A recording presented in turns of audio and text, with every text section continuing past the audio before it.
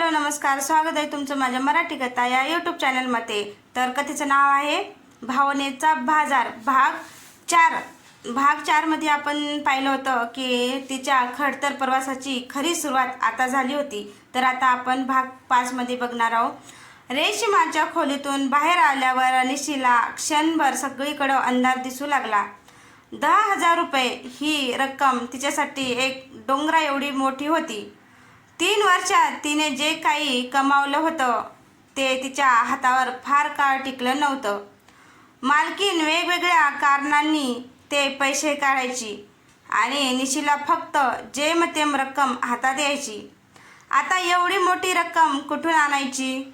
निशी निराश होऊन आपल्या खोलीत परत आली आणि बेडवर बसून विचार करू लागली। तिच्या डोक्यात फक्त एकच विचार होता, मी आता काय करू?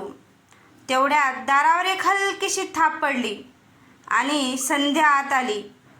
निशीचा उदास चेहरा पाहताच तिला काहीतरी गडबड झाल्याची जाणीव झाली। काय झालं निशी? रेश्मा मालकिनीशी बोलणं झालं? संध्याने काळजीच्या स्वरात विचारले। निशीने तिला सगळं काही सांगितलं।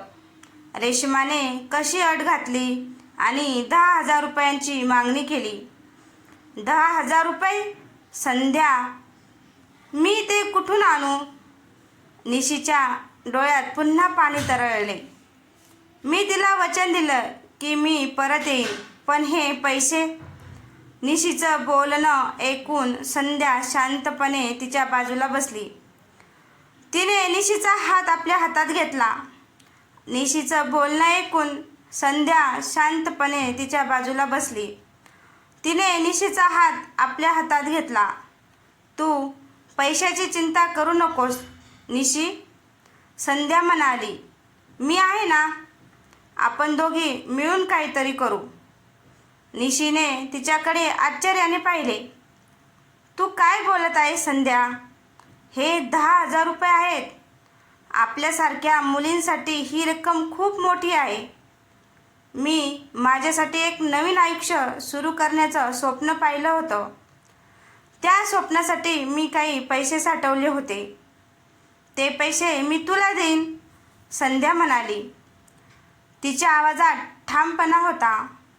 निशीच्या डोळ्यातून अश्रू ओघळले, पण यावेळी ते दुःखाचे नव्हते, ते मैत्रीच्या मोलाचे होते। नाही संध्या, मी तुझ्या स्वप्नावर पाणी नाही फिरवू शकत। तू खूप कष्ट करून ते पैसे साठवले आहेस। माझं स्वप्न पूर्ण होईल निशी, पण त्याआधी तुला तुझ्या स्वप्नापर्यंत पोहोचायला हवं। तू परत येऊन मला मदत करशील, संध्या हसून म्हणाली। आणि मला माहिती आहे तू नक्की परत येशील, कारण हे तुझ्या बाबांच्या प्रतिष्ठेचं आणि तुझ्या सन्मानाचं आहे। संध्याने तिच्या जवळच्या कपाटातून एक जुनी पेटी काढली। त्यात तिने साठवलेले पैसे होते। ती पेटी निशीच्या हातात देत म्हणाली, या पैशांनी तुला तुझ्या प्रवासाचं तिकीट मिळेल। तू जा आणि तुझ्या बाबांना भेट, त्या मुलाला नकार मिळव आणि परत ये। आपण दोघी मिळून या बाजारातून बाहेर पडू। निशीने पेटी उघडली। त्यात खरंच 10,000हून अधिक रुपये होते। निशीला विश्वास बसत नव्हता। तिच्या डोळ्यातून आनंदाश्रू वाहू लागले। तिच्या खडतर प्रवासाला आता एक नवा आधार मिळाला होता, तो होता मैत्रीचा। तिच्या खडतर प्रवासाला आता एक नवा आधार मिळाला होता, तो होता मैत्रीचा। आता तिच्याजवळ पैसे होते आणि त्याहून महत्त्वाचं म्हणजे तिच्या स्वप्नावर विश्वास ठेवणारी एक मैत्रीण होती। निशीने पैशाची पेटी घेतली आणि संध्याला घट्ट मिठी मारली। या बाजारात अशा मैत्रिणीची कल्पना करणेही कठीण होते, पण संध्याने हे सिद्ध केले होते की माणुसकी आणि मैत्री अजूनही जिवंत आहे। निशीच्या प्रवासाची पहिली पायरी यशस्वी झाली होती। आता तिला गावी जायचं होतं आणि तो मुलगा तिला नकार देईल असं काहीतरी करायचं होतं. पण हे सगळं एवढं सोपं नव्हतं. 10,000 देऊन मुक्तीची मागणी. संध्याने दिलेल्या पैशाची पेटी घेऊन निशी रेशमाच्या कॅबिनकडे निघाली. तिच्या मनात धाकधूक होती, पण संध्याने दिलेला आधार आणि मनात पेटलेली आत्मसन्मानाची ज्योत यामुळे ती आत्मविश्वासाने पाऊल टाकत होती.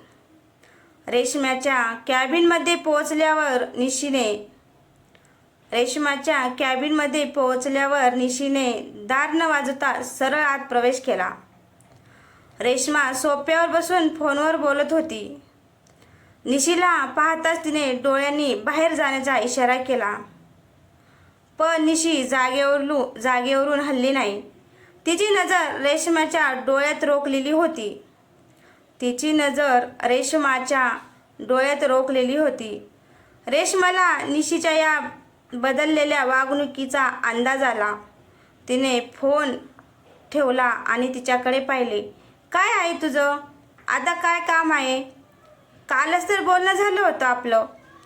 रेशमाचा आवाज नेहमीप्रमाणे कठोर होता. निशीने तिच्या हातातली पैशाची पेटी रेशमाच्या समोर टेबलावर ठेवली. हे पैसे 10,000 रुपये. रेशमाच्या चेहऱ्यावर आश्चर्य आणि संशयाचे भाव दिसले. एवढे पैसे कुठून आणलेस? रेशमाच्या चेहऱ्यावर आश्चर्य आणि संशयाचे भाव दिसले. एवढे पैसे कुठून आणलेस? ते महत्त्वाचं नाही आहे. महत्त्वाचं हे आहे की मी तुमच्या सगळ्या अटी मान्य केल्या आहेत. हे पैसे तुमच्या नुकसानीची भरपाई आहेत, निशी म्हणाली. आणि माझ्या 3 दिवसाच्या सुट्टीची सुरुवात आजपासून होते. निशी म्हणाली. आणि माझ्या 3 दिवसाच्या सुट्टीची सुरुवात आजपासून होते. रेशमा हसली. तिच्या हसण्यात क्रूरता होती. काय वाटलं तुला? हे पैसे घेऊन तू मोकळी झालीस? हे पैसे देऊन तू मोकळी झालीस? तू गेलीस तरीही तुझं आयुष्य इथंच आहे. तू आमच्या बाजारातच राहशील.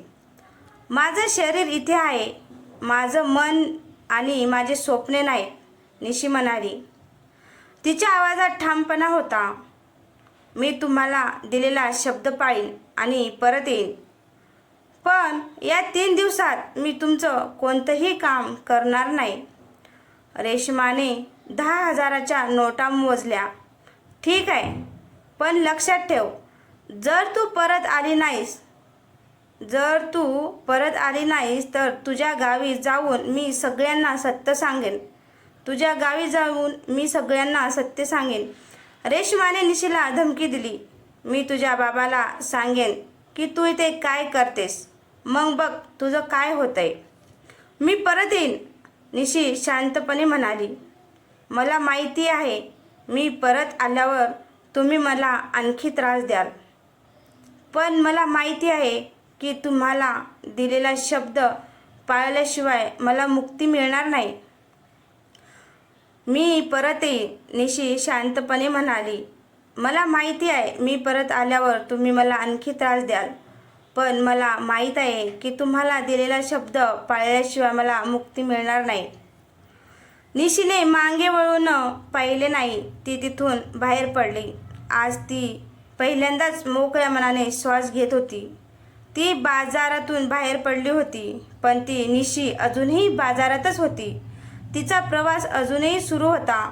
तिला तिच्या खऱ्या आयुष्यासाठी लढायचं होतं आणि तिचा भूतकाळ तिला सतत आठवण करून देत होता की तिचं आयुष्य फक्त एक सौदा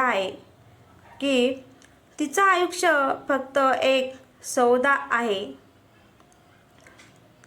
तर मित्रांनो, कथा आवडल्यास कथेला लाईक, कमेंट, शेअर करायला विसरू नका. आणि तसंच आपल्या चॅनलवर कोणी नवीन असेल तर चॅनलला सबस्क्राईब करा, जेणेकरून माझी येणारी प्रत्येक स्टोरी तुमच्यापर्यंत